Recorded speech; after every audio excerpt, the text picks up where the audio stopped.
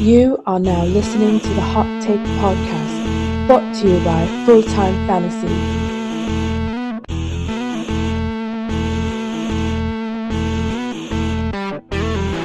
Here are your hosts, Stephen Tironi and Josh Daly. Time to make it hot. Welcome to the show. This is the Hot Take Podcast, and I am excited to bring you another episode, guys. It is the off-season 2020 still, and it is crazy times, obviously, going on with COVID-19, and there's a lot of repercussions for that. So in these times, we really want to give you some good fantasy football content and give you, just something to feel good about. I'm joined by my co-host, Josh Daly. What is going on, Josh? How are you feeling tonight? Hey, man, feeling good. Just feeling, kind of fortunate in the light of current events. So, excited to talk some football and kind of get a little escape from kind of what's going on out there right now. Yeah, no, definitely. And, as of last week when we recorded our show, what we were going to do this week was just talk about, hey, like free agent, wide receivers, go through it. So much news has come out since then, my friend, and this is going to be a great show. Tom Brady is officially a Buccaneer. DeAndre Hopkins is an Arizona Cardinal. There's a lot to get into today, guys, so I'm really excited to talk about the free agency, and not only the free agency, but the trades. That's what we were talking about, the trades that are going on here. That's what makes it extra crazy this time around. Oh, yeah. And we have a special guest on the show today, Marcas Grant of the NFL Network, NFL Media, and then Fantasy Live. What is going on, my friend? Oh, not much, man. Hanging out, just we're sheltering in place, like which is our new normal nowadays, right? We're all just trying to get through this thing together. Exactly. Right. Yeah. I mean, I was just saying, like, I was looking at Twitter, I was looking on your page, and I noticed, I'm like, where is he? That's not the studio. That doesn't look familiar to me. No, that was the balcony of my apartment is where that was. It's nice that you have a good team that threw together the nice little video over it. I mean, it's still like a typical, little bit by you, except you just don't have like the normal surroundings. Yeah, no, I mean, we've been good. We've all been, thank goodness for technology, right? Between Slack and email and text message, we've all kind of been keeping up on stuff. So it's been, me and Adam Rank and Michael Fabiano and the whole crew and, our producers, our social media folk, we've all been trying to piece this thing together. Look, the NFL is still open for business. So that means we got to be open for business too. Exactly. And it's funny, like the fantasy industry is kind of, not affected as much, right? I mean, we rely on technology. All the tech people are able to go. I mean, businesses that rely on tech and a lot of the fantasy or just, sports in general these days is relying on that. So, all is good in that realm.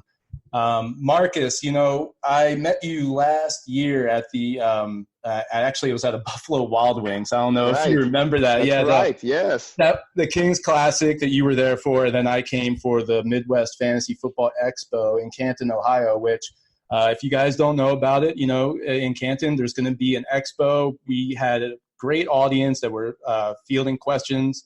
Myself was up there for a mock draft and just answering all sorts of questions about fantasy football. So, yeah, that was a cool thing. So I don't know if you remember, Marcus, but my wife, so she comes up to me, my wife, Summer, love her to death. She comes out there and just is bored to death for fantasy football stuff, right? She comes with me to this fantasy football expo. And she says, she's like, oh, I think I'm going to take a selfie with Marcas Grant over there. And I was like, I don't know if you should bother him. I mean, he's kind of just chilling, like we were hanging out, like we were all having beers. I was like, don't bother him. So I go off, I do whatever. I come back, I talk to her. She's like, hey, so I did it. And I was like, God. So she went over, she took a picture with you, and you were nice enough to take a picture with her. So I appreciate you for that, my friend. It was totally cool. No, absolutely. It was a lot of fun. I was just there, just hanging out. Like I said, it's funny. We've done the Kings Classic 2 years in a row, and it has sort of become the tradition now to, after we do the draft, we go and we invade Buffalo Wild Wings and we shut the place down. And so it's cool. And you know what? Shout out to Brad Evans and Bob Long for putting that thing together and sort of turning it now into a networking event, because it's been a lot of fun the first couple of years we've done it. So it is. It's fun to meet a lot of people that I only know via Twitter and social media. And so, like, yeah. Also, like, real talk. Like, I don't get a lot of folks walking up to me asking if they can take a selfie. So it's kind of fun. So it's totally cool. Totally cool. That's what's up, man. Yeah. We had some good conversation over there, and yeah, it was really interesting, Josh. We're in a bar. Literally, like Mark said, we took over the whole thing of just, you look around and it's everybody you know from Twitter. I mean, it was crazy, like talking to these people in person. Let's talk about, so first of all, before we get into all this fantasy stuff, Marcus, you're a superhero fan. You're a Marvel guy. Last time you were on the show, I asked you, what is your favorite superhero? Right. Standard question, run-of-the-mill question. I think you said Spider-Man? Yes. Okay, yeah. So now I want to ask you a little bit more of a complex question here. Who would you fight of any Marvel character in, let's say, the MCU? Who would you want to fight? It could be a superhero or a villain. My first thought is it's probably Hawkeye, right? Like, okay.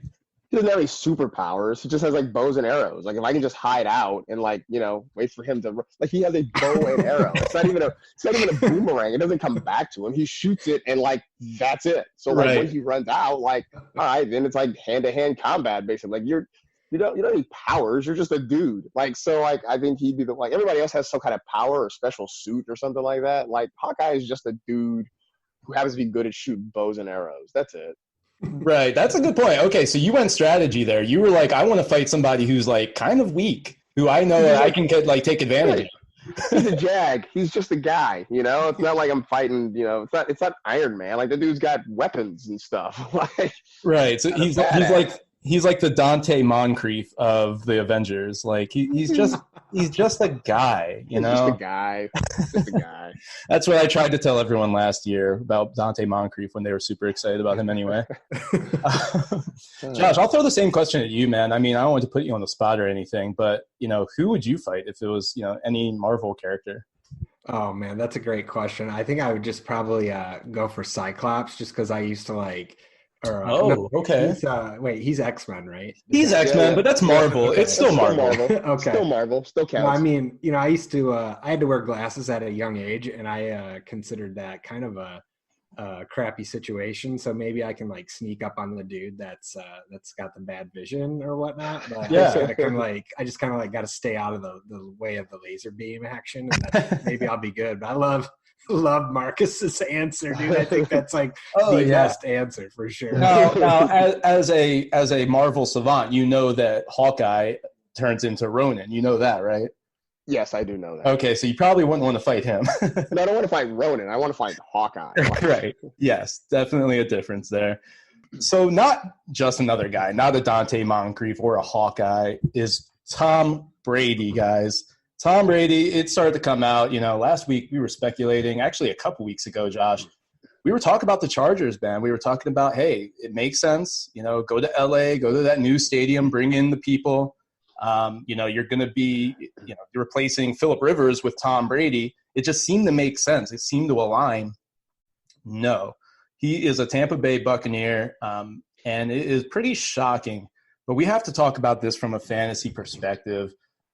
Josh, I'll toss it up to you, and then the same question to Marcus. What does this do for the receivers for Tampa Bay to start? What does it do for Mike Evans and Chris Godwin? Oh boy, I mean, it does a lot. A lot of people want to talk about the more aggressive downfield nature of Bruce Arians' passing offense, and that could be a good mix with Brady, and not necessarily because he has a good deep ball. I mean, I think in years, the recent years, you could say maybe he's lost a touch off that deep ball. But what I feel like he does bring to the table is he's extremely accurate, and I feel like that's only going to improve the catch rate for both Godwin's and Evans. And let's not forget, they both have Brait and O.J. Howard. That O.J. Howard for David Johnson trade never went through like we thought it should have. But, I mean, they're going to be able to move the sticks more. And, of course, he brings, just an absolute ton of experience. And I think the most important thing, though, is better decision-making. I mean, with less turnovers, I mean, I think that's just going to equate to more touchdowns for these guys.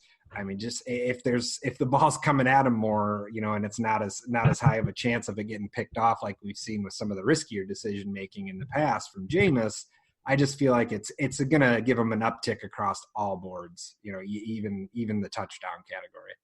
Wow. Okay. Yeah. And Marcus, what would you say to that? I mean, yes and no.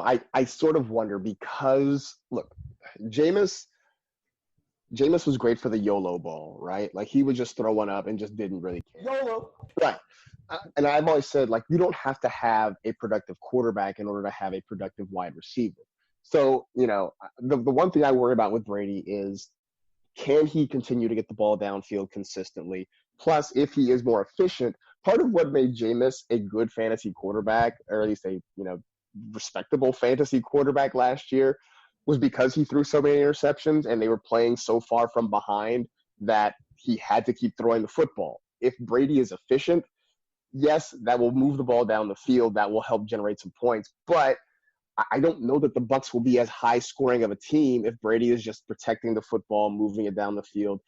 And I'm not saying that Godwin and Evans fall off a cliff, but we may see them come back a little bit. We may see more shorter throws. We may see more kind of underneath stuff, whether it's Ronald Jones getting involved in the passing game, whether it's more tight end stuff, whether it's more, Dare Ogunbowale out of the backfield. I don't know, but it's going to look different. I just think it's a different offense with Tom Brady there versus Jameis Winston, just because what we've seen out of Brady the last couple of years suggests that his ability to throw the deep ball isn't quite the same as it once was. Yeah, so I think I'm more, not that you guys are disagreeing because I think there's agreements in there, but I think I'm more on the Marcus side here. But what I did like that you said, Josh, is the efficiency could help the touchdowns. And I think that could be true for one of these guys, maybe. What I'm worried about the deep ball, and I'm also worried about the efficiency, from a fantasy standpoint, because all of a sudden, the pass-catching running back is going to get a lot more targets, whoever that is. If it's Dare, and I'm not even going to try to pronounce the last name right now. Can you do – Marcus, what is the last name again? Ogunbowale. Thank you. Appreciate it. There you go. So it looks like Peyton Barber's gone. I would imagine that they're not going to re-sign Peyton Barber. And I think that they're going to bring in somebody. And actually, a good friend of mine today, we were talking, he's a huge Titans fan, and he said, bring Dion Lewis back with Tom Brady. That could be an option where Dion Lewis is now, in a pass-catching situation, or they could bring in Melvin Gordon, and I'm kind of anticipating that, they have a nice sell for him with Tom Brady being there, and you have to think that they're going to be a run-first team in that situation with Ronald Jones and, X, whoever. I don't know what that's going to look like as far as how much they want to actually run the ball. Like, can you give Ronald Jones 250, 300 carries? I'm not seeing that happening. Would you guys both agree that that's probably one of the reasons that we saw Jameis just chucking it up, often last year? I mean, they just did not have a run game. And I feel like if they're able to get a run game this year, whether they do bring in Melvin Gordon or if they use, the 14th pick or, a second rounder on a running back, they're going to have some options to fill that hole. And I think Brady being there does really help that in bringing someone in, as far as the free agency method. But I feel like if they did have a run game, it's just going to open this offense up, even maybe not necessarily from, like a volume standpoint, but efficiency. Right. I think the efficiency will definitely. Well, and that's definitely where it's going to take a hit for Evans and Godwin is the volume. And maybe they still get, 120 targets apiece. But I'm not thinking anything more, and that would be great. I mean, 120 each would be fine. You're okay with that. But that's not going to be potential, wide receiver one kind of volume. And before, like with Jameis, you could see Godwin, obviously. I mean, where did he finish last year? Was it wide receiver one? I'm pretty sure he was up there. I don't think that's in the realm of possibilities anymore for these guys.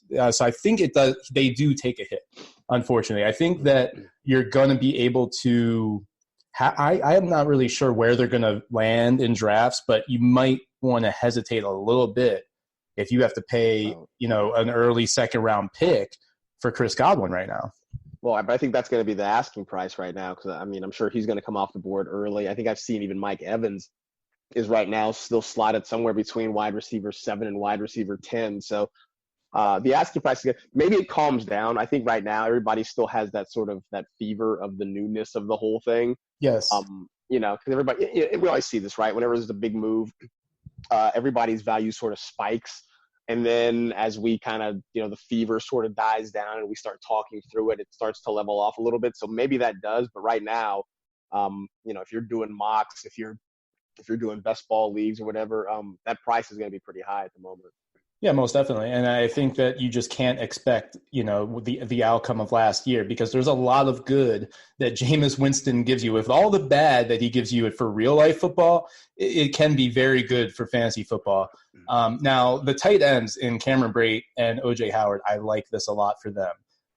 Even somebody like Scott Miller, who, if they can use him in a slot role, in a Julian Edelman role, all of a sudden, he is an important part of this Tom Brady offense. So, that's kind of where I'm thinking with this. I think that Evans and Godwin just take a little bit of a hit where you might want to pick somebody else like a Kenny Golladay, who we've talked about on this show, someone like that at this point, even maybe an Allen Robinson, where the targets are going to be funneled, and we know that. So, okay, so Marcus, you're not really digging the Evans Godwin outlook here, but what does this do for Tom Brady, who, in recent years, you're drafting Tom Brady in double-digit rounds. At this point in time, you're probably still going to be able to do it. So what are you thinking about Tom Brady's outlook for 2020? For me, I think he is still double-digit rounds here. This is more about the player. Like, at some point, we have to start drafting the player and stop drafting the name, right? Because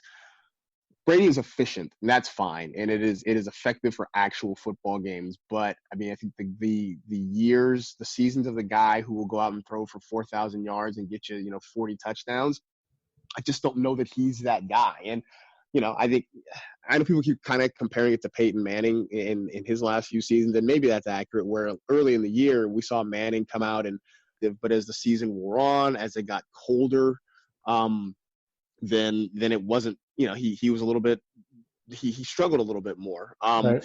I guess for Tom going to Tampa, you don't have to worry about snow games necessarily in December in your home stadium. That's not really going to be an issue for him so much. But I do just wonder whether or not he's going to be that guy that starts strong, sort of fades near the end, and is kind of more of a matchup-based guy. And I know it seems sacrilege to kind of say that because we're talking about Tom Brady, but I think when you talk about it in terms of production, dude, he's going to be 43 years old when the season starts, man. Right. He and I are about the same age. He's going to be 43 when the season starts. And with quarterbacks, we've seen it. It's not a gradual decline. When it goes all the way and it goes quickly. And you just wonder how much longer Brady can sort of dodge that bullet.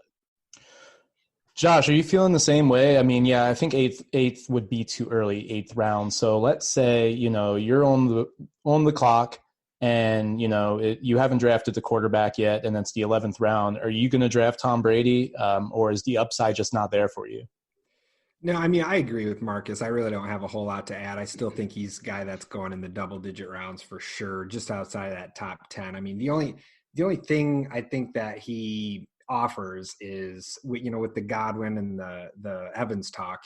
When those guys got injured, they were like number 2 and 3 in the league in receiving yards. Oh, yeah. Just based on volume alone. And the only thing that I think, Brady's decision making, like I mentioned previously, from a fantasy aspect, he's still that double-digit round quarterback. I just think that the targets from Brady are a little more valuable than the targets from Winston, even though there's not going to be quite as many. So, I just feel like everything's kind of still at an even keel and kind of like a status quo from last year, Brady included. I think that it's a positive for Brady. I think that what we hope for Brady this season is what happened with Carson Palmer with the Cardinals and Bruce Arians in his later years. Is he was a fantasy relevant quarterback. You could stream Carson Palmer.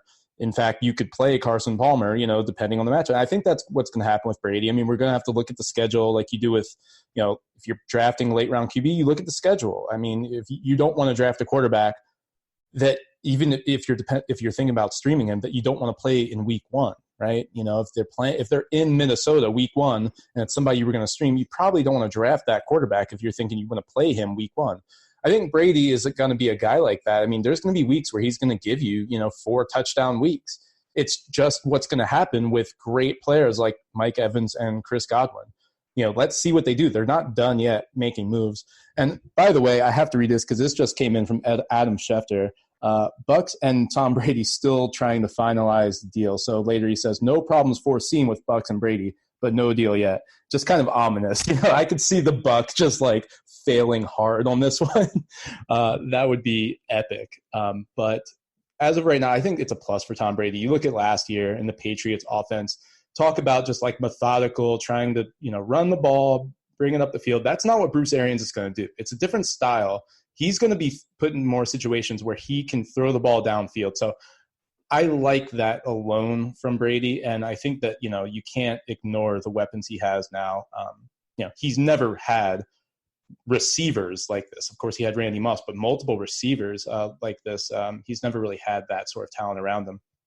Let's move on for the sake of it. So let's talk about Nick Foles goes to the Chicago Bears. He was traded to the Bears today. I'm anticipating in a backup role. I think he's going to be like, sniffing on the heels of Mitch Trubisky. Trubisky's on his last leg, as we've said on this show before. So Josh, let's just talk about if Foles gets in there. Let's say Trubisky, realistic scenario, after 5 weeks, just stinking it up, maybe 6 weeks, whatever it is, Foles comes in. Are you liking that from the wide receivers of the Chicago Bears, like Allen Robinson, for instance? Yeah, I mean, I feel like it does give an uptick to that value. And it's funny that you said 5 weeks because, in my head, as soon as I saw that this trade was going through, I thought that's how long the leash was going to be. We're talking 4 to 6 weeks max. Right. And if Trubisky doesn't get it done, I mean, man, they have no choice. We've repeatedly talked about how frustrated Matt Nagy was, visibly frustrated on the sidelines last year. And bringing in somebody like Nick Foles, I think he's more proven. I mean, he throws speaking of deep balls, he throws one of the prettiest deep balls and just, right, drops that bad boy in there. And I would love the prospects of Allen Robinson just from that alone. And I mean, I thought it was really interesting that he like almost instantly, restructured his deal, and it kind of made it both more player friendly and more franchise friendly, which I thought was solid for both sides. So it definitely seems to be, getting started on the right foot there in Chicago. Yeah, and they signed Jimmy Graham as well in Chicago, and for some reason they have 8 tight ends currently on the roster, including Trey Burton, former Dynasty darling, who, man, I don't even know if he's on the team going into this year. I mean, it is crazy the drop we've seen with Trey Burton.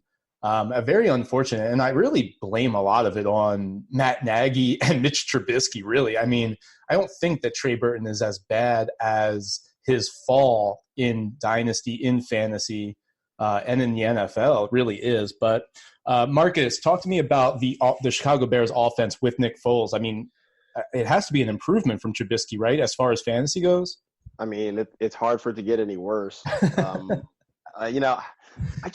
I just really want good things for Allen Robinson, right? Like he deserves good things. Poor guy. And I guess this is better. Like, I mean, we're at the point we're talking about Nick Foles as potentially the best quarterback he will have played with in his career. Wow. So I do think it's an upgrade. I don't know that I get super excited about it. I think, look, I know we go back to what he did in the postseason with the Eagles when they won the Super Bowl, and then he had that incredible 27 touchdown, 2 interception season a few years ago. But, throughout the rest of it, he's been fairly mediocre. And I think that is more of the Nick Foles that you're probably going to see. But again, it is better than probably what we're going to get out of Mitchell Trubisky. You know what's weird about Trubisky is that for whatever reason, he stopped running. And I know Adam Rank, who is a inveterate Bears fan, talks about a game against the Vikings when he took a nasty hit from Harrison Smith, and how maybe that sort of changed everything and stopped him from running as much. But when he was getting out of the pocket and making plays happen that way with his legs, it seemed like he was a more effective quarterback. And so, like, I don't know if maybe they can convince him to kind of go back to that, and maybe that helps. But in the meantime, I kind of expect that Nick Foles is going to win this job. If it's not in camp, it'll be early in the season, in which case that gives us at least slightly more hope for some of the skill pieces around him.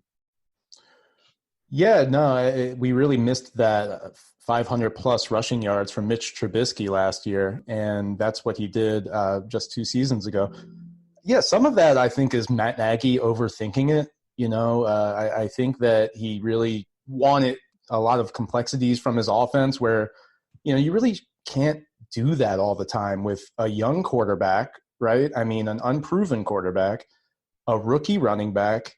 He was doing a lot with what he had, and I think it was just too much.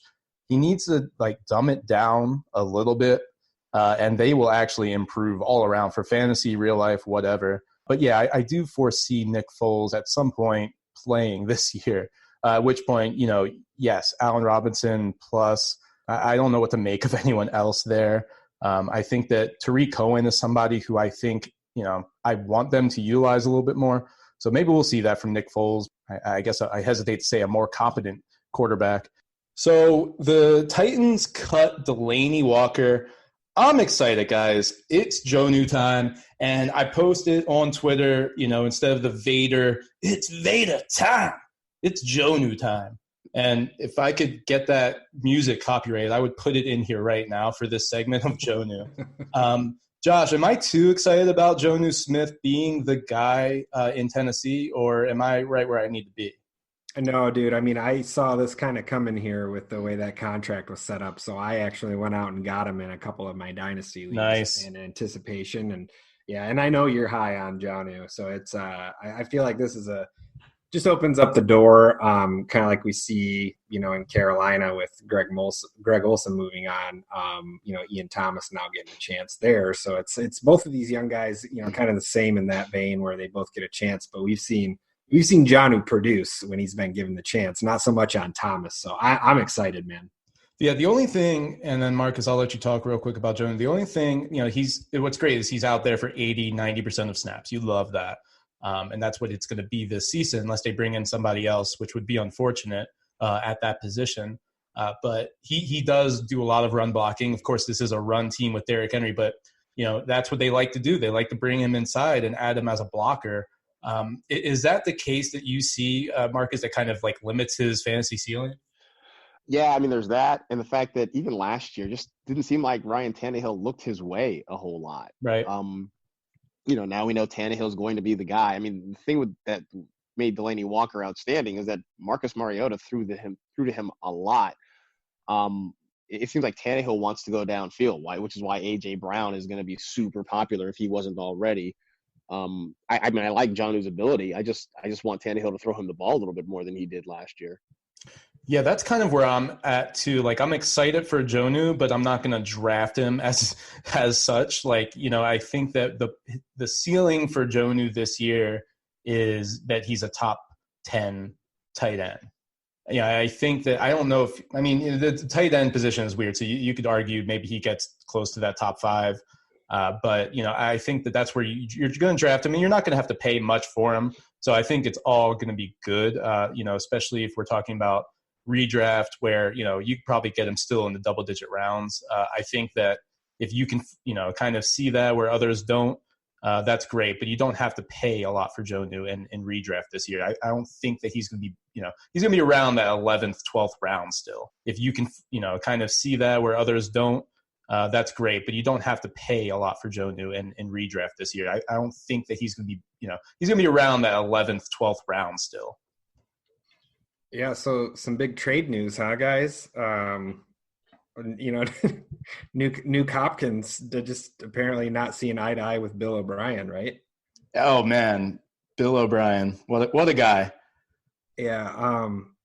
Can you allow me to real briefly just go through some of the tumultuous trades that have been made in Bill O'Brien's tenure? Oh, please, if you will. Okay, so we trade Nuke Hopkins, which just kind of made me want to go back and look here at some of the the debacles and just other misfortunes that Texans fans have been put through here. And I'm not going to go back all the way to when he was hired in 2013, but in 2015, he had not only Case Keenum, but also Ryan Fitzpatrick on the roster. Both serviceable quarterbacks. Would you agree? Yeah, serviceable. Right, serviceable. Well, let's go and let's trade both of those guys away in the same offseason, but we'll keep Ryan Mallett around. So then this opens the door for them to pay $72 million on a 4-year deal for Brock Osweiler in 2016. They make one move outside of the awful $72 million deal, which is they traded up one spot to get Will Fuller. So, okay, that's okay. But that contract, my God. Yeah. Oh my God. Brock, man. Jeez. Well, just we're what, a year removed now, and Bill O'Brien realizes how awful his decision was. So he has to literally give the Browns a 2nd-round pick and only get back a 4th, just so they'll take Brock Osweiler off of his hands. And does anyone remember what that pick turned out to be? It was Nick Chubb. Oh gosh! Oh wow! You needed a running back. You needed a running back, and so Nick Chubb goes off the board. They also decide to trade Dwayne Brown to the Seahawks because, well, another conflict with Bill O'Brien. They don't want to do negotiating with Dwayne Brown, who's very loyal to that franchise. They did make up for it almost entirely by trading up 13 spots to land Deshaun Watson in the draft. Okay, so we're almost at an even keel now. We can almost forgive I would say that even is fair. Even is fair because they spent a lot of money. Well, okay, so now that you have Deshaun Watson and your team looks like it's going to the playoff, you're going to go and trade a 4th-round pick in an overpay to get a washed Demaryius Thomas. Oof. And then you're going to follow it up next year by trading a 3rd-round pick for Duke Johnson. And then you're also going to trade Martinez Rankin to get Carlos Hyde. Now, you also end up trading Jadeveon Clowney, who gets bounced for a couple of backups and a 3rd-round pick. So essentially, you got back what you paid for your 2 running backs that you acquired for short-term use, by the way, for a worse linebacker. Like, what the hell are you doing? Oh, man. It's like that he's kind of like in a battle with himself of like what he's trying to top himself every year. It's all right, I can get worse. I can do worse. Well, he tried because he did send not only their 1st-round pick this year, but also their 2nd-round picks next year and 2 additional players for Laramie Tunsil and Kenny Stills. And we thought that the Demaryius Thomas trade was an overpay. Yeah, they got a couple of late-round picks back here, but this was this was your move, that, and you trade a 3rd-round pick for Gary and Conley. So I don't know. Jury's probably still out on that one. Bill O'Brien is like your crazy ex-girlfriend, and that keeps like threatening you with how crazy she can be. It's like, don't push me or I'll go there. I'll do it. And it's like Bill O'Brien is kind of like doing that with the front office. And they're like, no, we get it. We know you will. And it's just, and it's really bad, especially because so we didn't even get a 1st-rounder back. The Texans acquire, I guess you could say they acquired David Johnson, right? And his big contract. So the Arizona Cardinals are out there looking for trades, and we're talking about it on the show. Hey, it's going to be tricky to move David Johnson. They might be stuck with him for a year. They might, the Arizona Cardinals might have to eat that $10.2 million that they owed David Johnson. But they're looking for suitors. They want to find a trade. Maybe they can make it work. Oh, Bill O'Brien says, hold my beer. I will take on that contract, sir. And what did they get? A 2nd-round pick? I mean, you didn't even get a 1st-rounder. Like, I think they didn't get a 1st-rounder for it. Yes. Yeah, he doesn't shop around. Like, and you would expect this from like a terrible franchise, but these guys have been in the playoffs repeatedly, and you just keep making your team worse. My God. I can't stop thinking about like the fantasy implications of Nick Chubb with the Texans with Deshaun Watson. Oh boy. Right. That would be awesome. I mean, we talk about all the time, like a running quarterback you want that running back. You wanted Lamar Miller when he was Deshaun Watson's running back. Oh, my goodness. Nick Chubb, woo. That would be some good stuff. But look, we have to talk about DeAndre Hopkins as an Arizona Cardinal now. And let's start with the quarterback, Marcus. What does this do for Kyler Murray? Well, the Kyler Murray hype train was already rolling out of control, and it may just jump off the rails at this point. Because, at the end of last season, a lot of us, myself included, were saying, if you're on the lookout for the next Lamar Jackson, Kyler Murray is going to be that guy. So that was already pushing his draft value up. Now he's got DeAndre Hopkins to throw to. They've got Kenyon Drake in the backfield. I like Christian Kirk. Larry Fitzgerald's still around for another year. We'll see what happens with guys like Andy Isabella and Keyshawn Johnson. If Hakeem Butler actually gets on the field, there are so many weapons there. Like the Kyler Murray hype train, you literally might have to reach into the 5th or 6th round to get Kyler Murray next year. Right. This thing is going to be insane by the time we get to July or August. Yeah, and I will say that because of that, Kyler Murray is probably not going to be on any of my redraft teams after the draft. And, that was the same logic I had going into last year was, man, I can't have Patrick Mahomes because I'm not going to pay for Patrick Mahomes. And, that's the same thing that's going to happen this year with Lamar Jackson because there's going to be people, if in your single quarterback leagues that are going to draft Lamar Jackson in the 1st or 2nd round. So, you can do that if you want, but I'm not going to do that. And I wouldn't advise doing it. So, Josh, are you thinking the same thing for Kyler Murray? Like, what is his outlook? I mean, with DeAndre Hopkins, like, what is his ceiling? Quarterback 3? Oh, absolutely. I mean, and I think people are going to draft that way, and I completely agree with you guys. It's going to definitely put him out of my price range, at least what I'm comfortable going after, as far as redraft leagues are concerned. So I'll definitely be out on him, whereas I'll be more inclined to go after Nuke still, at the end of the first. Like, I don't think Nuke's value really decreases at all. I mean, they're very, very similar quarterbacks, and if anything, I mean, I still think he'll get funneled about the same amount of targets, but I do think a slight decrease is definitely in the cards, just the way that spread offense is kind of set up. I think he'll see a slight dip in targets, but in general, I still like the value for both, but Murray's going to be too pricey for me, man. I think that, what you guys are saying is pretty impactful for fantasy in that DeAndre kind of stays the same where he's still his outcome is wide receiver 1, just like it would have been.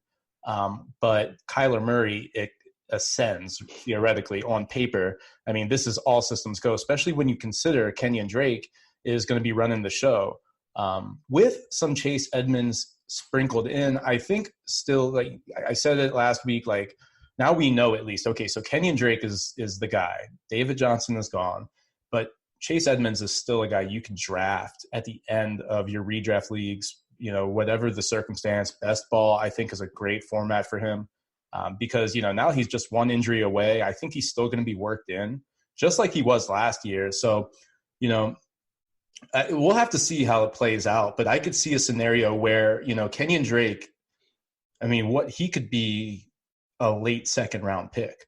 Depending on how this goes, I mean, he could be a late 2nd round pick in redraft. I don't know if he'll go that far, but you could get a good value with Chase Edmonds. What is your outlook for Kenyon Drake right now, Marcas Grant? Are you a Kenyon Drake guy? I am, especially now that David Johnson's gone. I was sort of worried about what it might be with DJ still there, how much they might rotate in. But now that DJ's gone, I think Kenyon Drake is probably a low-end running back 1.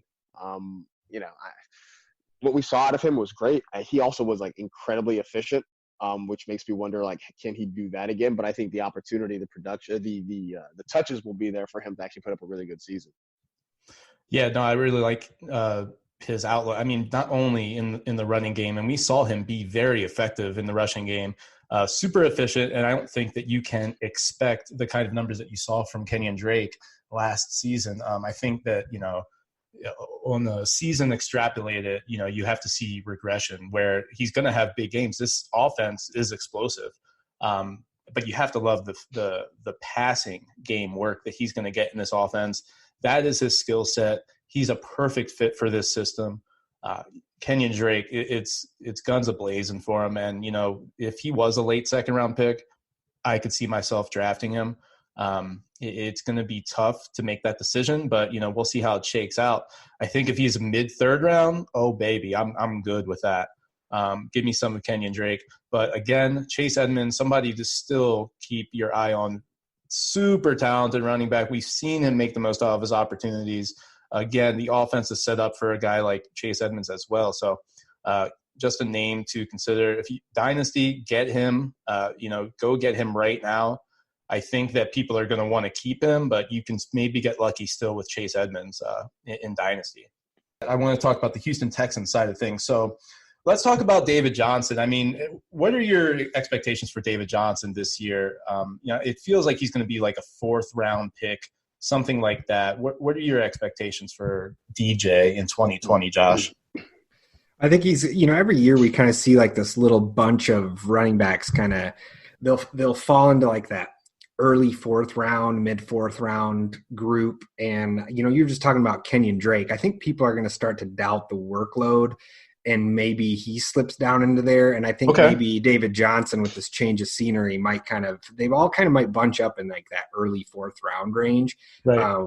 There's continually value every year in that range of the draft when it comes to the running back position. So I feel like he's probably going to be one of those guys that ends up, in that territory. I mean, it's just, he's got to prove himself no matter what, but it's going to be interesting for sure as far as like the immediate term in redraft. I mean, Carlos Hyde was a 1,000-yard rusher last season. And, with Deshaun Watson and this sort of offense, without DeAndre Hopkins, it's tough to say how, like, this offense is actually going to move without a stud wide receiver. Be very interesting. I see David Johnson being a top 15 guy and can easily get into that top 10. We saw Hyde just have a good season with basically no passing work at all. Duke Johnson took that role, and he's still going to have that role. I think that, it'll be interesting to see how many, if they can use him in the passing game at all. I don't know if that's going to happen. I don't think that he'll get the lack of work that Carlos Hyde got. I think he will see a little bit more than that. Will you take a shot on David Johnson, Marcus? Do you still believe that there's talent there? I think if he's healthy, I think there really could be something there. Now, when we first saw the deal that he was traded, this is before we knew that DeAndre Hopkins was going back the other way. I thought, okay, if he's healthy and you've got DJ with Deshaun Watson and Nuke, I'm like, this could really be something. Right. Now that Hopkins isn't there, I'm less excited about it, but I still think there's opportunity for him there. If they are creative with him. I mean, sort of the way that Bruce Arians was, maybe that's asking a lot out of Bill O'Brien. I don't know. But right.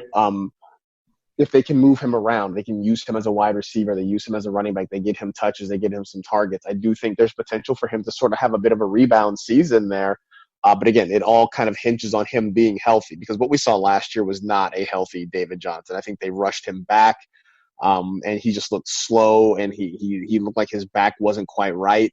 But if this time off has sort of helped him, I think he can kind of bounce back a little bit. Yeah, it'll be interesting. You have to hope that, if you're a David Johnson owner, if you draft him, you have to hope that Duke Johnson won't be used as much. Of course, if they don't bring in a stud wide receiver, there's a lot of targets available. And we could see those go to David Johnson in a full-time role with his team. Health, of course, is utmost importance. When you're drafting him, you're going to have to factor that in. So that's just baked into David Johnson right now. I think that you have to see a realistic outcome, though. If he plays 16 games and he's healthy, he can be a top 10 back, and you're not going to have to draft him as such. So it's either, it's going to go maybe that way. It can, or he ends up being just, a mid-tier RB2. I think that, it's realistic that he could be in that top 10 range with this offense. Marcus, what are you seeing for these wide receivers right now? Do you have any interest in these wide receivers? I mean, Will Fuller, but obviously at the right price, just because he has struggled to stay healthy. But I mean, He's the one guy that Deshaun Watson seems to have had a connection with. I mean, they are good for a couple of big plays a game. It's just an issue of him staying on the field, but he's probably the only one that I'd have any real interest in. I want them to trade up and go get CD Lamb. That's what I want them to do. I mean, they're not going to be able to get him. We know that the Cardinals aren't going to draft Lamb anymore. That's right. Yeah, so they maybe trade up and get I think they're going to get one of these receivers. And that's going to be someone who you need to look at as potential fantasy value even this year, because they may draft a guy to work in as their wide receiver one for day one based on, the front office wanting to look smart for getting rid of, all of the flack that they're getting, how they want to be viewed as an organization. They may, just like they did with Deshaun Watson. That was a good point you brought up, Josh. That was like, okay, this is a makeup. We need to do this. We need to draft Deshaun Watson. They may do that with one of these receivers, and it's very deep this year.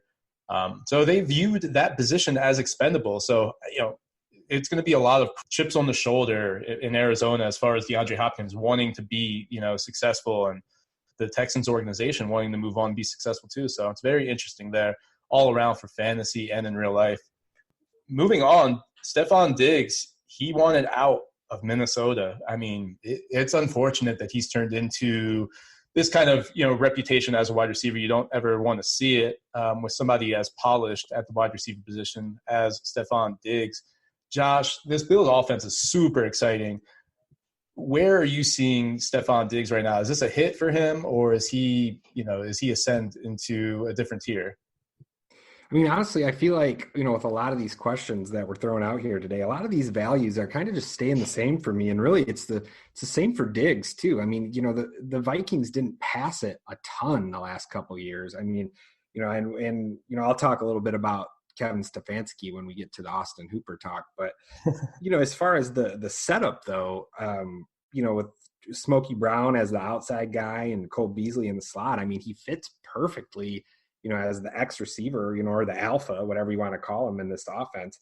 And he definitely gives Allen some nice weapons. I think his value essentially kind of stays the same in my opinion. But honestly, I think that it does definitely make Josh Allen a more valuable commodity. Oh, yeah. No, Josh Allen is getting a boost here with John Brown and Stefon Diggs on the other side. Is that safe to say, Marcus, is Josh Allen a guy who maybe we're talking about as one of these late-round quarterbacks who has that top 5 capability? Absolutely he does. Mostly because of his ability to run. That more than anything, I think, has boosted him. I kept saying all last year that he was the Bills' preferred goal line back. It's sort of what we saw, Cam Newton in a lot of ways, where he was the guy when they got inside the 5-yard line. Generally, he would take the ball and he would run it in, which if you had Jonathan Stewart or D'Angelo Williams, frustrated the hell out of you. The thing for Josh Allen is that eventually he does have to become a little bit more of an efficient, effective passer. But having another weapon like Stefon Diggs absolutely helps. We saw John Brown sort of come back to life again last year. And, I'm sort of Josh. I think for Diggs, his value stays right about the same, but I think adding more weapons makes Josh Allen a little bit more attractive to a lot of people. Well, it's like, you mentioned earlier, Marcus, like one of the things that we really don't like that's kind of taken the shine off Trubisky is, he doesn't run anymore. Josh Allen's still running. So his value is still great. Yeah, no, and he is an athletic monster at the quarterback position, and he, jumps over linebackers. He can shake. He has wiggle. So when he's in space, he can actually run. John Brown, you guys talking about it, the resurgence of John Brown last season. You'd love to see it. 115 targets, career high for John Brown, and 72 catches, career high in yardage, 1,060 yards. Very similar season to his 2015. With the Cardinals. So now that's going to take a hit with Stefon Diggs. I think that both of these players can be around 90 to 110 targets apiece. And yeah, you definitely see a hit for Stefon Diggs. I think that he is going to end up in a range of like the 6th, 7th round, something like that. Or that's where I view him anyway. So if, whatever, if he's lower than that, then he's a value, whatever, and that's kind of where I'm putting Stefon Diggs right now. And I think that he's actually one of the best receivers in the league. but it's just not going to work out. It's not a pass-first offense. They want to run the ball. They want to play defense in Buffalo, but they really can throw with Josh Allen. He has, one of the best deep balls, or, well, at least he can throw the farthest, or one of the farthest in the league. I don't know if it's the most accurate at that 58% for Josh Allen. You want to see that go up, and maybe it does go up with somebody like Stefon Diggs. So I think Josh Allen definitely has that top 5 potential. That's why I like, somebody like him going into this year, where we're trying to kind of identify that guy who can be, that top 5. Who do you want to draft that's going to be that ceiling play at the quarterback position? So moving on, so let's get into it, Josh. Austin Hooper to the Browns. So they are just adding to a list of talented pass catchers in Cleveland. And where do you see this going, Josh? Is Austin Hooper, should you draft him as if, you were drafting him last season, or does he take a bump in the other direction? It's a good question. It's kind of like the opposite of Stefon Diggs. Diggs is getting out of a Kevin Stefanski offense, so there's not as much, 3 wide receiver sets, going on. There's a lot more 12 personnel being ran, so that means a lot more tight ends. I feel like with him taking over the Browns, this is perfect because they're signing Hooper to come in and be that complement to David Njoku, and I feel like they're going to be on the field a ton. When Stefanski took over the Vikings in 2018, he was the OC, and they went from like 15-16% of running 2 tight end sets to like a third of the play calling was 2 tight ends on the field. And we saw that a lot last year, and I feel like we're going to see that a lot this year, probably even more, to be honest with you, because Kyle Rudolph is, kind of on the downswing, and, Irv Smith is good, but that duo is nothing compared to Hooper and Njoku. And he also ran a ton of two running back sets, and he also has Hunt and Chubb. So, Right. With looking at the pair of receivers, the pair of running backs, the pair of tight ends, Baker Mayfield is surrounded by talent, and I feel like Hooper is his value is probably going to decrease, to answer your question, because I think a lot of people aren't going to expect him to just kind of have that narrow target distribution like it was just, him, Ridley, and Julio. But it's just one of those where the ball is going to get more spread out. The math right. is there that Hooper's just not going to quite dominate like he did last year. So I think ultimately he's not going to be as valuable, to put it that way. But I think people are still going to be reaching up for him in drafts to get him, which could be a mistake. But I just think that with the 2 tight ends being there, you also can't sleep on David Njoku either. Yeah, that's a good point. I think people are going to draft Austin Hooper for the name, and that's somebody who you can just kind of stay away from. Marcus, Austin Hooper or Jonnu Smith? Probably Hooper. Just I think there's going to be more passing volume in that Browns offense than there probably will be in the Titans offense. But I don't expect a huge upgrade for him. I think similar to what we talked about with Diggs and the Bills, right? Like, this is a good thing for the quarterback. This is good news for Baker Mayfield. That and the fact that they went out and they got themselves an offensive lineman too, right? They went out and tried to boost that offensive line. That was a problem last year. I think things are setting up for Baker Mayfield to maybe this is the year he turns into the guy we thought he would be last year, because last year was an abject disaster. But Hooper himself, I think his value stays fairly flat. Yeah, you got to love what you could potentially get with Baker Mayfield as somebody who people aren't going to want to draft. I've seen it in every draft, dynasty, whatever, and he falls, whatever that is, to where if he had the year that you thought he was going to have this year, you wouldn't be able to get him at that value. So you might as well take the chance, the way I see it. If you're drafting a quarterback late, I think Baker Mayfield, this kind of solidifies, not just this move, but, that, okay, there's still a chance that he could have a better year. We saw even last year at times, with Kareem Hunt getting worked in there, it's huge for somebody like Baker Mayfield. He just has all these safety nets now that if he just utilizes them after, a couple years, 1 year really in this offense, you like to see it come together for Baker Mayfield.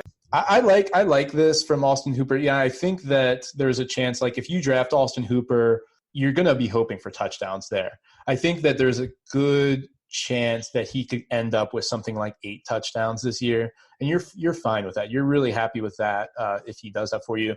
And they have this offense where you have to guard multiple guys.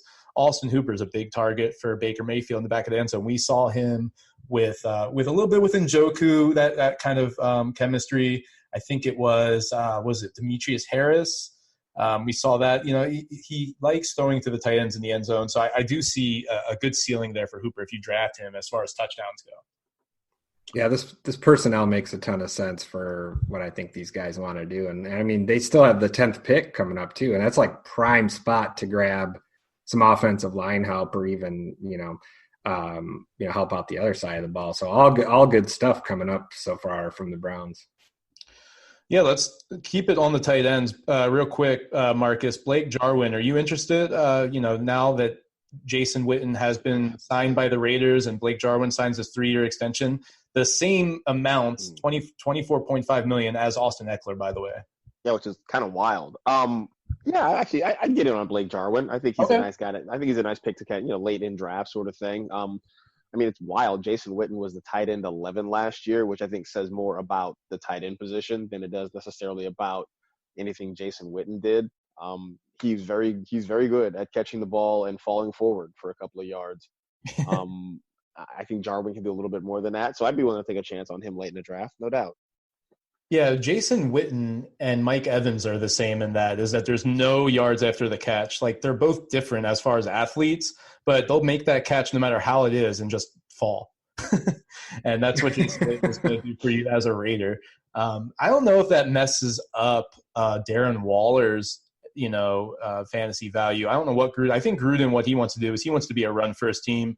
I think he's bringing in Jason Witten to just be a blocker. I mean, he's going to use him a little bit, but I think you can still comfortably draft Darren Waller, talking about that situation. Josh, are you into Blake Jarwin? Yeah, man, I have Blake Jarwin on several dynasty squads. And I mean, this is a guy that I got for free, right, off waivers. But every time I've seen Jarwin play, I mean, he looks phenomenal. So, I'm very impressed from what I've seen. They did extend him, like you mentioned. So, but the Raiders did the same thing with Waller. So I think Waller's going to be, I don't think Witten's any threat to Waller, much like he's no longer a threat to Jarwin these days. But I love me some Blake Jarwin, man. Sign me up. Marcus, I'm going to put you on the spot again with another this guy or that guy at the tight end position. I bet you didn't know that was going to happen today. Blake Jarwin or Hayden Hurst with the Atlanta Falcons. So Hayden Hurst was traded to the Atlanta Falcons. I'd probably go Hurst. Just seeing what Hooper was able to do last year. And Hayden Hurst was a guy that I really loved before in Baltimore. Just the Ravens – let's make this joke topical. The Ravens have hoarded tight ends like people with toilet paper. I mean, it's just they had so many of them. But now that he's out of there, he doesn't have to contend with Mark Andrews or anybody else there. I think I like Hayden Hurst in Atlanta this year. Yeah, you got like that role there where I think that both of these guys actually can get, when they have the ball in space, they can really be good downfield runners. Josh, I'll just toss up to you real quick. Blake Jarwin or Hayden Hurst? Yeah, I still like Jarwin personally, but I like Hurst. He's a great fiery player. We saw during the postseason last year, he was screaming, at them to throw him the ball, and you got to love a guy that wants to get the ball, man. Exactly. Yeah, I think that Blake Jarwin definitely has. I don't know. It seems like. You got to like the role that he's in. But both of these guys, are good just late round or late draft dart throws at the tight end position that I think can really, can pay off. So real quick, Marcus, I want to get your opinion on Robbie Anderson. And Josh, I need to hear what you think because I like where your head's at. So Robbie Anderson is probably the hottest free agent out there right now as far as the wide receiver. It's going to be tricky for the Jets to bring him back. I think they want to, but it's just I don't know if it's going to work out. Where are you seeing how are you seeing this play out, Marcus? I want to cheat a little bit because you did send me the rundown of this whole thing. I know that the talk of him going to Green Bay has been popular. I sort of like that. I had really thought maybe the Eagles or somebody like that. But the more I hear them, the more people talk about Green Bay, I think I've started to fall in love with that idea, just knowing that they need somebody to help out Devontae Adams. And I think Robbie Anderson, regardless of where he goes, he's never going to be a team's number one option. At least I don't think he's going to succeed as such. But he can go to Green Bay. He can be the number 2 option aside from Devontae Adams and really excel in that situation. So I think that's a good spot for him. Josh, same question, man. I know that you're a fan to him to Green Bay as well. Yeah, I mean, we talked about him as a best ball darling, I believe, last week. And yes. I know that him and the Jets were discussing a contract. I mean, they still have plenty of cash, so they could definitely, pay a little more or maybe match someone else's offer. But, yeah, Green Bay, please. I mean, it gives them a deep threat to really open it up for Adams to work the outside and underneath. And, I mean, we've seen Robbie Anderson. I mean, he can really take the top off of defense. So if I had to pick – I would love to see him either in Vegas or Green Bay, but he could definitely re-sign with New York. Yeah, I mean, obviously, what's not to love there in Green Bay? We've seen Aaron Rodgers for years be able to, make 2 wide receivers relevant.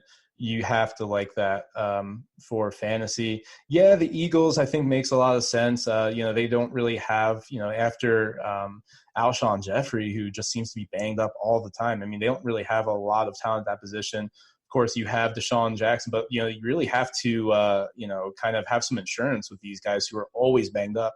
So, yeah, the Eagles, if he ends up an Eagle, I would love Robbie Anderson's fantasy value. I think that's a great situation. I might like that a little bit more, actually, than the Raiders, even with Jackson and Jeffrey there. You have to imagine that one of those guys is going to miss time for whatever. I mean, the odds are just there, to be honest, with Alshon and D-Jax. You hate to see it, but it's just the reality of situations. Emmanuel Sanders is actually getting some interest from the Cowboys, Josh. Would you be excited about that for fantasy? Like, I don't know. They just signed Amari. They were going to get Emmanuel Sanders. I don't know if there's any real juice behind that. Doesn't seem to make sense for me. And then I don't think it's great from a fantasy perspective. Are you kind of in the same boat there for Emmanuel Sanders? Yeah, it just, with Randall Cobb leaving, obviously Bill O'Brien wants to fill those huge shoes with Randall Cobb. But it's, that creates the opening, for Cobb or from Cobb's departure for them to put in somebody like a Manny Sanders. I don't see how they'd be able to afford Manny Sanders after shelling out the money they did on Dak and Amari. So I think he's probably going back to San Fran. But I do think he'd be a great fit for like Vegas or even the Patriots. Maybe the Colts as a dark horse, but I think, like a Patriots signing makes a ton of sense to me. I think the Texans, man, what if the Texans could pull the trigger and get somebody, that would be, that's not a Bill O'Brien move. That's not no, it's not. They wouldn't go out and get Manny Sanders. I mean, that would be perfect for Deshaun Watson. If you put in somebody like Emmanuel Sanders, it's not going to make up for Hopkins, but at least with Fuller out there, Kenny Stills, you have somebody that is a reliable fit. I would love Emmanuel Sanders in Houston. Any of these free agent receivers that we have on the dock that you want to talk about, Marcus? Brashad Perriman is sort of interesting. I don't know if he fits anywhere outside of Tampa.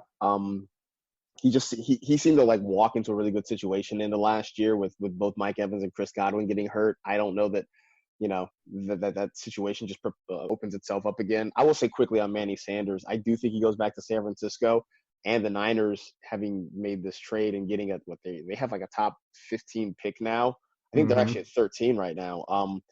They could legitimately get themselves another receiver, right? So you have the possibility of, say, a Manny Sanders out there with Deebo Samuel, and if they get Jerry Jeudy, Henry Ruggs, right, somebody like that. Suddenly, I mean, that offense was pretty good at the end of last year. Now they're almost terrifying. Oh man, Kyle Shanahan would love him some Ruggs just to have that sort of player in his offense. Oh yeah, no, I would love Ruggs in San Francisco. Yeah, I think that he needs to get into a situation, obviously, where his skill set can be utilized, and that makes a lot of sense. Also, Chicago, I mean, I wouldn't want to see that if you're a Henry Ruggs fan. This guy obviously can fly and can be a gadget guy. He kind of fills that role of Taylor Gabriel for Matt Nagy. I think Matt Nagy would be somebody who definitely Henry Ruggs is on his radar. All right, Marcus. Hey, thanks for coming on the show, man. We just got through all the free agents. Josh, I didn't think we were going to get through all of these. We really hit a good portion. We didn't touch on Phillip Rivers as a Colt. We'll get to that next week. Also, we'll touch on the Cam Newton situation. It looks like that the Panthers kind of proposed a trade. They're ready to move on from Cam, it seems. So we'll see what's going on with that. But Marcus, before you get out of here, man, we need to ask you one RB sleeper for 2020. And look, if you're listening to the show, if you listen every week, a sleeper doesn't really mean anything to you, but someone that we really can like get some value out of in the 2020 redraft. Well, I mean, I kind of talked about him before. I'm going to go with David Johnson. And again, it is all about him being healthy, right? But the opportunity is going to be there. He's going to be back there with an outstanding quarterback in Deshaun Watson. If Will Fuller can stay healthy, I know I'm throwing out a whole lot of ifs right now, but keep those guys on the field, and Johnson being able to be a receiver, to line up in different places. I think there's the potential for him as a guy who's he's gonna fall into the 4th or 5th round to maybe bring you back the kind of value that exceeds what his draft price is. Yeah, no doubt. I mean, David Johnson has, a season with 80 catches in his career, wanted to be a 1,000 guy. And a lot of people thought he could be that guy. So, there is potential here. Josh, we talk about it all the time, right? The running quarterback. You give me the starting running back for, a Deshaun Watson-led offense. I'm all about it. So it's there on paper, and it really can work. You can get a great value. Josh, I kind of compare him to Matt Forte, how when Matt Forte went to the Jets, I think that he was that fringe because he had just been a star for the Bears, right? And he was that fringe, like 4th, 5th round guy who at the beginning of the year, it really paid off. So he could be somebody like that. Yeah, that's a great comparison, man. And when I mentioned he's probably going to fall into like that bucket of the, 4th round value running backs. I'm totally on board with what Marcus said. And, I know I pretty much crapped all over Bill O'Brien on this episode, but the one positive that he does have going in his favor, DJ that is, Bill O'Brien still values having a good running back very highly. I mean, it's very evident after, some of this draft capital he keeps trading away. And, to even if this ends up being short term, I mean, he does have tremendous upside if he can stay healthy, of course. So it's definitely a situation where he's going to get, a major workload if he can stay on the field. So we do have that to look forward to. And, lucky for us, we don't have to spend a, mid to late 1st round pick to find out if that's going to happen this season. Yeah. And if you're a David Johnson truther, all you really have to say is Carlos Hyde. I mean, if you're defending David Johnson, just say Carlos Hyde. And someone will have to look up what Carlos Hyde did just last season. So, Marcus, thanks again for being on the show, man. Tell everybody where they can find you on Twitter real quick, and then what sort of content you have for them coming up for the next couple of weeks now that the schedule obviously has changed. Yeah. Well, I'm on Twitter at Marcus G, MarcasG, so you can find me there. Content-wise, we're still – for the time being doing a podcast. It's coming out once a week. Our schedule is still sort of in flux with that, but we'll have something really soon there. Other than that, we're just trying to figure some things out. I don't know when you guys plan on releasing this, but we are in the process. We're talking about doing some virtual game nights where now that Game Pass is free from the NFL, I think through the end of May, basically just picking a game a week and having kind of a virtual game night. Everybody kind of watches along and we'll tweet and we can all just have a good time since we're all sort of missing live sports. This is the closest we can get. So we are hoping to do one on Thursday night. And if it's successful, we'll probably try to do one once a week. So stay tuned for that. Oh, I'm into that. I'll be tuning in and participating when they play the Broncos-Cowboys game from a couple years ago with Romo and Peyton Manning. Oh, that one was bananas. I remember that game. That was a good game. That's one I'll be in. Guys, please listen to all of Marcus's content, one of the best in the business. And, of course, follow my guy, Josh Daly, at JoshDaly72 on Twitter. You can follow me at FFProfessorST3. We got a lot of great content coming for you every week. Stay safe out there, everybody. Thanks for listening. My name is Stephen Tironi. This has been the Hot Take Podcast.